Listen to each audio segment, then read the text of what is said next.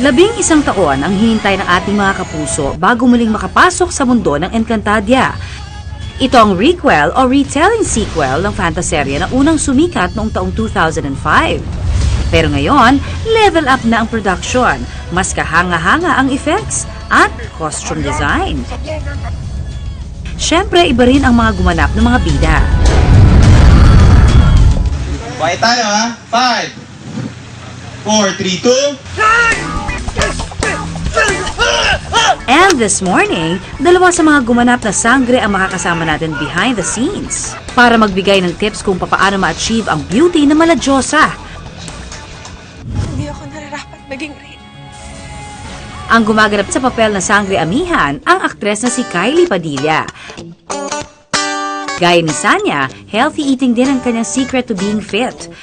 Hello po mga kapuso, nandito po tayo ngayon sa taping ng Encantadia and well, gusto ko lang i-share sa inyo yung diet ko. For the show, alam niyo naman di pwedeng tumaba ang mga sangre. So, ever since nag-start yung Encantadia, more on fruits ako, more on protein. Tinanggal ko na yung kanin. And kapag kaya naman, pag kaya lang, kasi minsan may mga fight scene, hindi ako kakain after 6. So, medyo flat ang tiyan.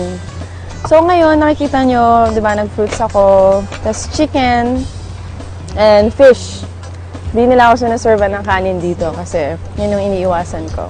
So yan, yun ang diet ni Sangre Amihan.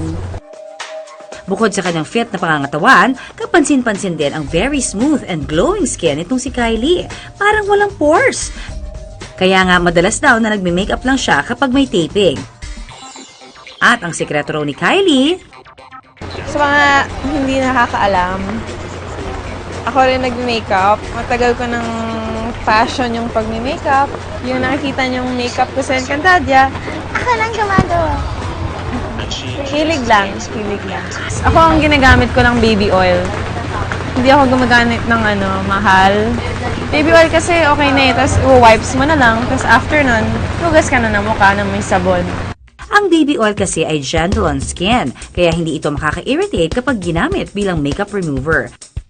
At mura pa! Good tip, Kylie! Hindi gulang ang pamantayan sa pagiging Reyna Perena. Ako man ang pinakabata, ngunit kaya ko rin pamunuan ng Berello. Ang gumaganap sa papel na Sangre Danaya, walang iba kundi ang aktres na si Sanya Lopez. Dahil nga medyo sexy ang costume ng mga sangre, dapat daw fit na fit itong si Sanya. At ang ginawa raw niya para mag-lose ng weight, ang kamote diet.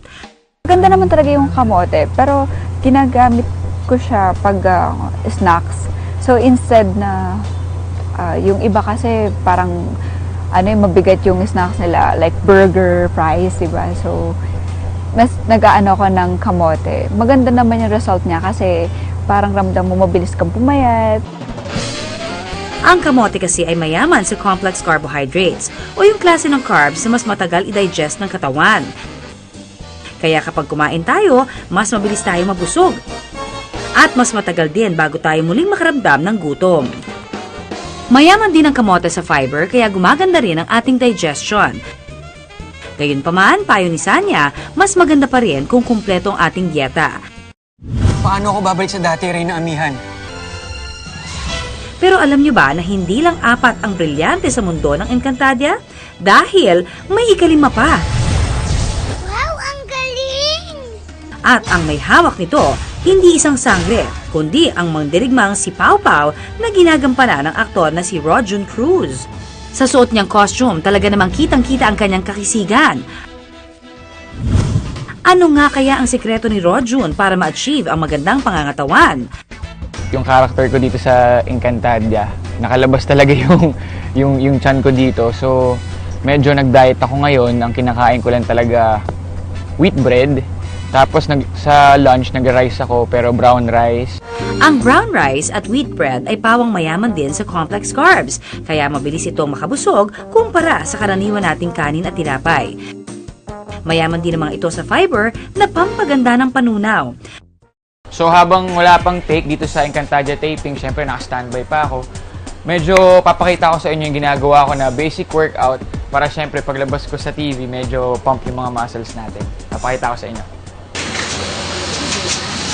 Marami mang nauusong workout, tila hindi pa rin naman nalalaos ang push-ups. Ang simpleng workout kasi na ito, pwedeng gawin kahit saan at kahit walang equipment. Maganda ito para sa buong upper body gaya ng chest, back at arms. Gawin lang ng 3 sets, 10 counts kada set. Pagod! Pause agad ako, di ba? So ngayon naman, tuturuan ko naman kayo ng basic para sa abs. So kahit nasa taping ako, ang kailangan nyo lang upuan. Tapos ma-workout nyo yung abs nyo. Ang tawag naman sa workout na ito, chair crunches. Dahil ginagawa ito ng nakaupo, hindi na si strain o napupwersa ang likuran gaya sa karaniwang sit-ups. Ulitin lang din ang 3 set, 10 counts kada set.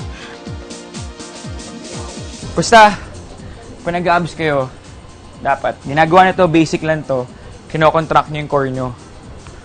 So, exhale. Inhale. Exhale. Ang beauty na pang sangre ang peg, pati ang katawan na malamang dirigma ang dating, abay kaya naman palang ma-achieve. Hindi sa tulong ng kung ano-anong mahika, kundi sa disiplina at tiyaga. Cheers.